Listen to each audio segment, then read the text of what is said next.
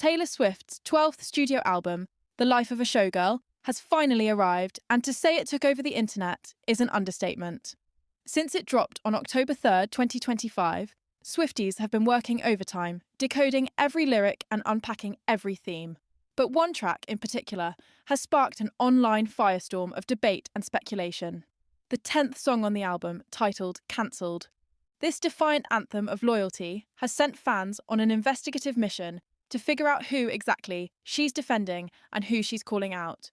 The internet has already started connecting the dots, pointing fingers at some surprising names like Kim Kardashian, Matty Healy, and Charlie XCX, and fueling long-standing rumours. In this video, we're unpacking what we know for sure, what the fans are saying, and which celebrities are caught in the crossfire of Taylor's latest lyrical masterpiece. Before we get into the drama, let's set the stage. The Life of a Showgirl is a 12-track pop and soft rock record that sees Taylor reuniting with legendary producers Max Martin and Shellback for the first time since 2017's Reputation. Swift explained that she wrote the album while on the European leg of the Eras Tour, flying to Sweden between shows. She described the project as reflecting the exuberant and electric and vibrant energy she felt during that time, a significant departure from the heavier themes of the Tortured Poets department. The album has been a massive commercial success, becoming the fastest-selling album in US history and breaking pre-save records on Spotify.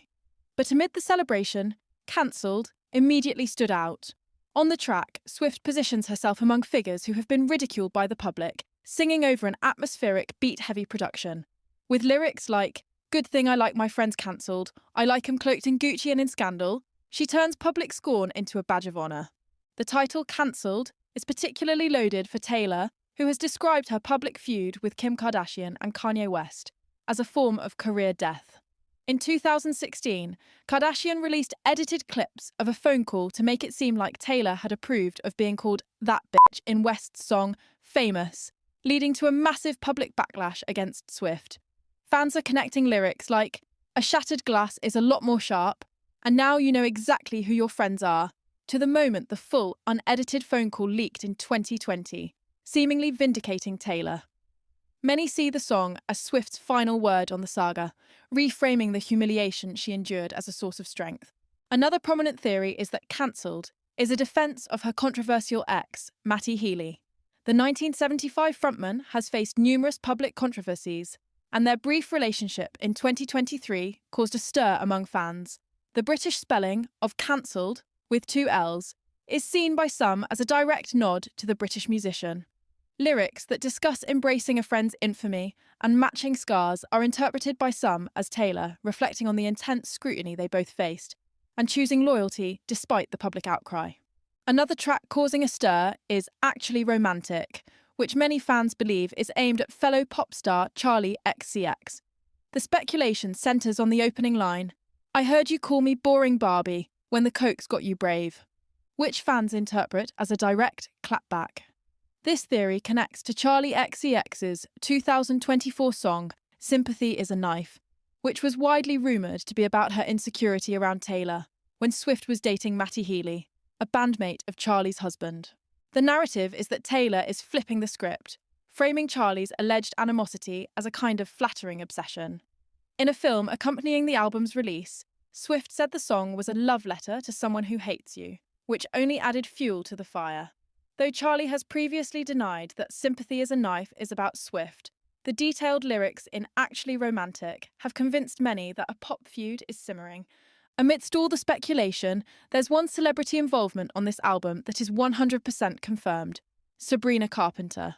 Sabrina is the only featured artist on the entire record, appearing on the powerful title track, The Life of a Showgirl. In the duet, which closes the album, the 2 trade verses about the hidden struggles and high price of fame. Taylor has been full of praise for Sabrina, calling her the perfect person for the collaboration. Their work together follows their time on the Eras Tour, where Sabrina was a celebrated opening act. While Cancelled isn't directly about her, Sabrina's confirmed presence reinforces the album's central themes of sisterhood and resilience in the face of public scrutiny. We're about to get into the final verdict. If you're enjoying this pop culture investigation, do me a favour and hit that subscribe button. We're always working to connect the dots, and you won't want to miss what's next. Of course, it wouldn't be a Taylor Swift album without a deep dive into her love life, and The Life of a Showgirl delivers. Several tracks are widely interpreted as being about her fiancé, Travis Kelce. The lead single, The Fate of Ophelia, is seen as a love song where someone rescues the narrator from being driven mad by love. Another track, Opalite, seems to nod to Kelce's October birthstone. But the song that has fans buzzing is Wood, a track filled with raunchy innuendos and direct references to Kelce.